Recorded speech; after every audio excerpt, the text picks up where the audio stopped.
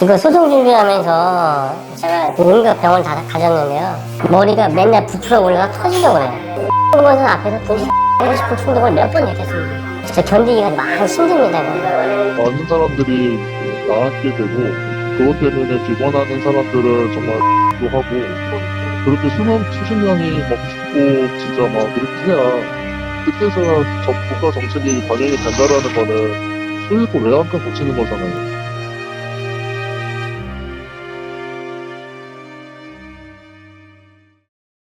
네, 부동산 업계 폭탄이 바로 생활형 숙박시설인데요.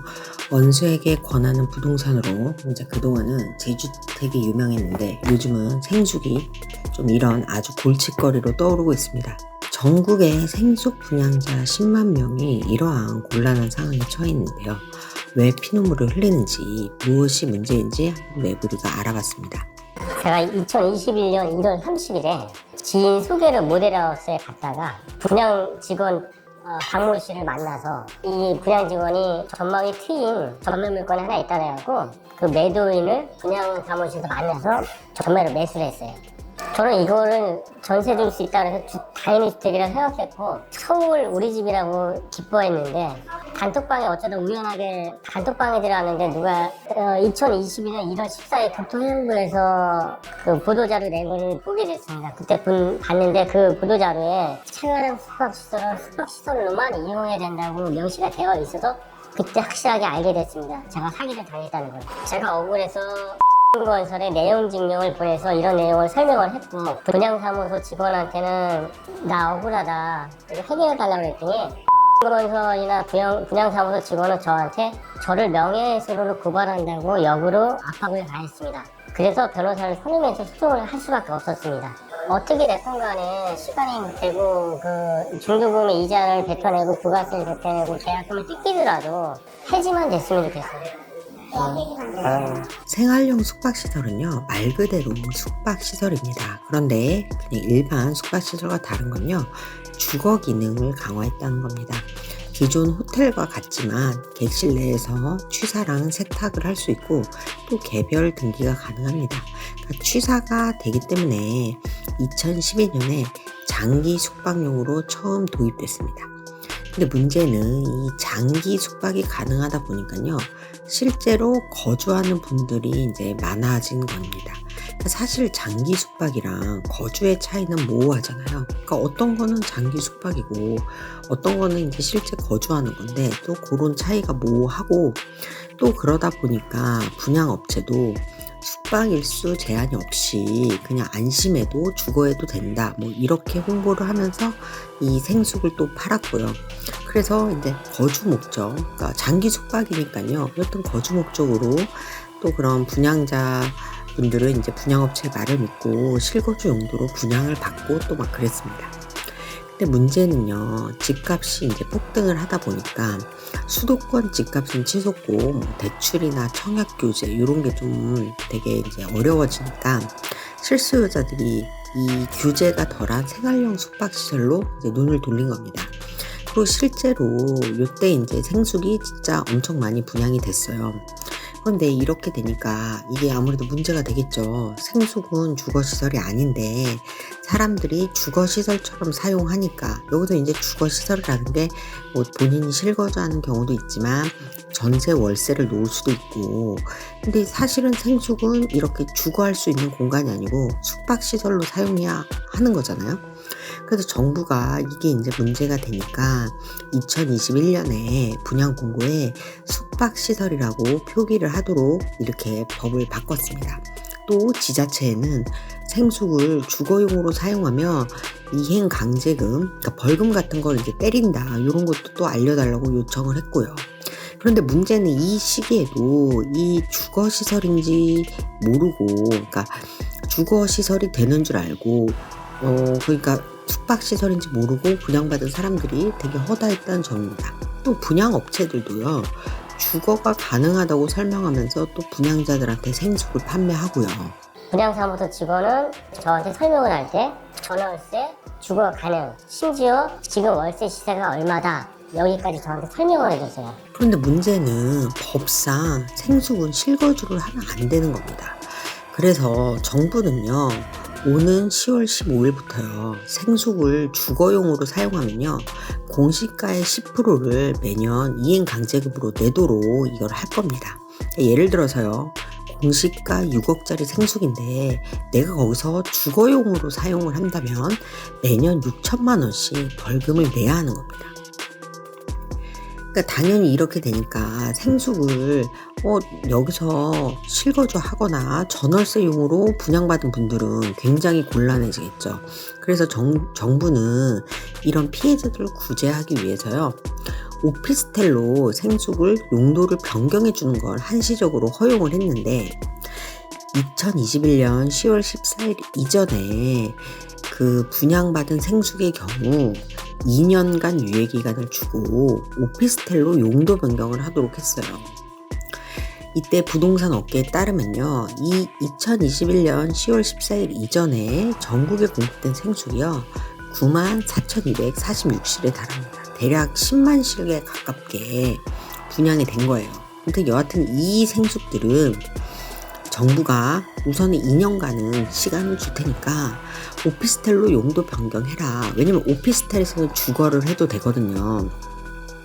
그런데 문제는 그러면 생숙을 이제 실거주 하려고 거주용으로 분양받으신 분들은 오피스텔로 용도 변경을 하고 싶어도 이게 되게 사실상 현실적으로 어렵다는 거예요.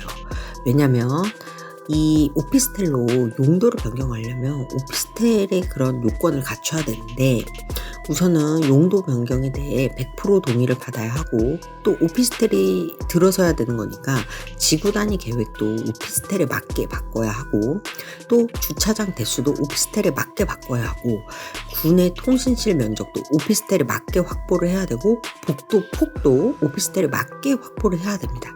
그러니까 이런 조건이 너무 까다로우니까 사실상 생숙에서 오피스텔로 변경된 경우는 거의 없습니다.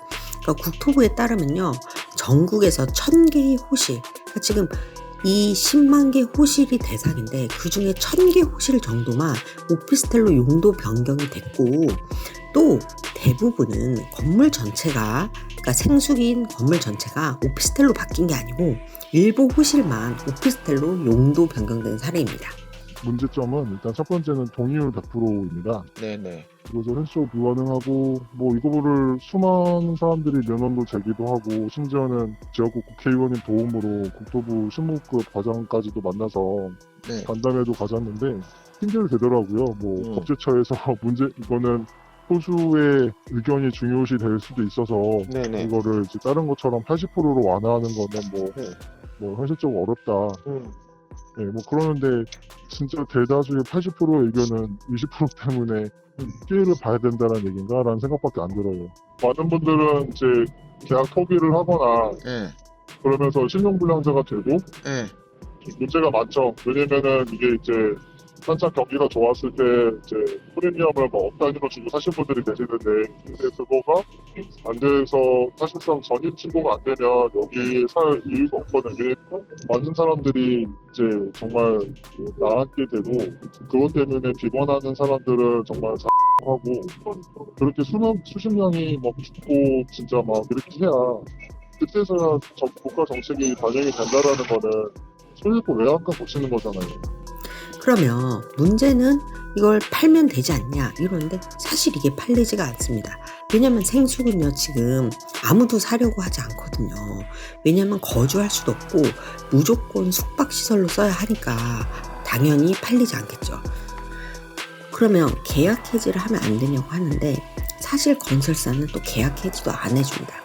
건설사 입장에서는 이걸 계약 해지를 하면요 그거를 다시 또 되팔아야 하는데 지금 어차피 생숙은 숙박시설로만 써야 하고 또 오피스텔로 용도 변경도 안 되기 때문에 안 팔려요. 그러니까 건설사는 계약 해지를 해줄 생각이 없죠. 저희는 시공을 했기 때문에 네. 그거에 대해서는 시공 분야에 대해서는 저희가 답변을 해줄 수가 있어요.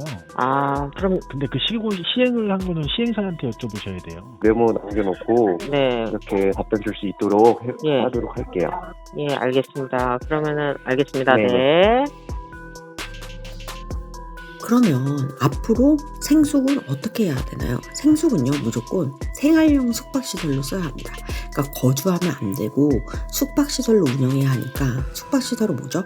호텔처럼 운영하는 거예요. 그러면 위탁업체에 맡겨서 호텔처럼 운영을 하고 한마디로 방을 팔아가지고 그 방을 판 거에 대한 수익금을 이제 운영 수수료를 떼고 일부를 배당받는 방식입니다. 그런데 사실 이렇게 위탁 운영을 맡기면요, 위탁 운영사의 수수료를 내고 분양자가 남는 게 없습니다. 지금 그러니까 전국의 생숙들 중에 수수료를 이렇게 받았을 때, 그러니까 수익률이 별로 나눈 곳이 거의 없는 걸로 알고 있어요.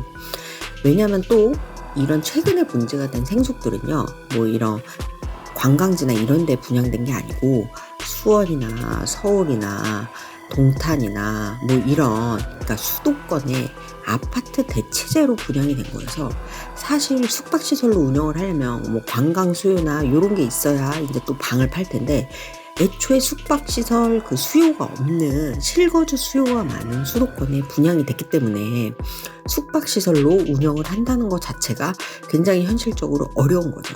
그래서 지금 이번에 그럼 제보 이렇게 저희 매부리에 연락하신 분도 결국은 자기들 이제 거주할 수 있다고 생각을 해서 전월세를 놓거나 아니면 나중에 가족이 거주할 용도로 분양을 받았는데, 받고 보니까 이게 알고 보니까 거주할 수 없는 용도여서 지금 이렇게 건설사와 힘겨운 소송을 하고 계시는 겁니다.